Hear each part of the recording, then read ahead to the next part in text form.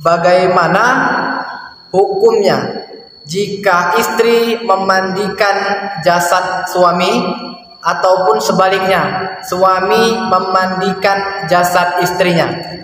Nah, suami memandikan jasad istrinya atau istri memandikan jasad suaminya.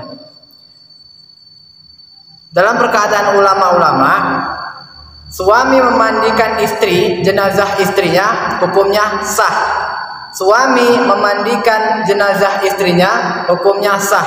Boleh-boleh saja, tetapi dalam aurat batas perempuan atau batas laki-laki yang diwajibkan sangat tidak boleh tersentuh pada mayat, itu dari pusar hingga lutut.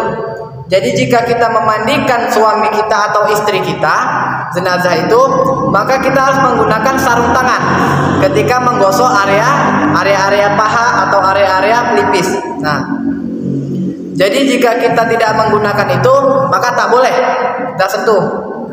Terlebih-lebih itu mayat. Jadi kalau kita tak punya sarung tangan, bagaimana?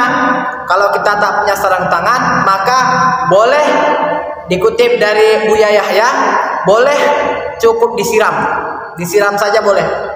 Yang penting sudah basah semuanya, sudah kena semuanya, terkira sudah bersih, maka boleh dilanjutkan. Nah, Rasulullah Shallallahu Alaihi Wasallam pernah bersabda, pernah berbicara kepada istrinya Aisyah, ya kan? Ya Aisyah, ya Rasulullah, kata Aisyah, jikalau engkau nanti meninggal terlebih dahulu daripada aku, maka akulah yang akan mengurus jenazahmu dan memandikanmu, kata Rasulullah Shallallahu Alaihi Wasallam. Jadi hadis sahih tersebut ini sudah menjadikan ilmu bahwa kita boleh memandikan jasad istri kita atau jasad suami kita. Ya. Tapi jika kita tidak paham, maka kita serahkan pada orang-orang yang telah dianjurkannya atau yang telah paham agamanya, seperti itu. Nah, juga kemarin ada yang bertanya, Ustaz, bagaimana kita mencium mayit? Jika kita mencium mayit yang bukan muhrim kan, kalau hidup batal wudunya. Apakah mayit batal juga? Kalau sudah mayit, mandinya pun kita sentuh, wudunya kita sentuh, si mayit wudunya tak akan batal. Wudunya mayit tidak akan batal. Yang batal wudhu kita, karena kita yang masih bernyawa. Jadi si mayit ini tidak batal wudunya, mandinya pun sah-sah saja, wudunya benar sah.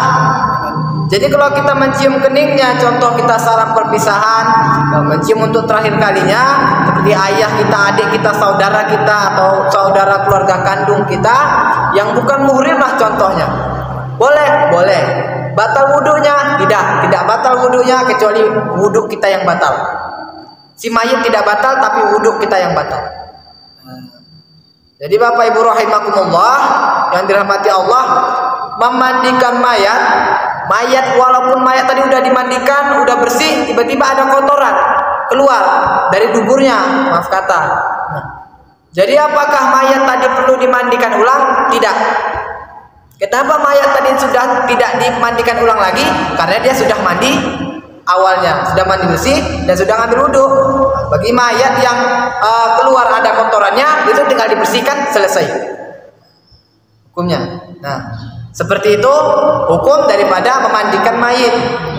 Jadi jangan salah Bapak Ibu rahimakumullah, boleh kita memandikan mayit suami kita, memandikan mayit ibu kita, tapi dengan syarat dari pusar ke lutut itu menggunakan sarung tangan, tidak boleh menggunakan tangan langsung, ya kan?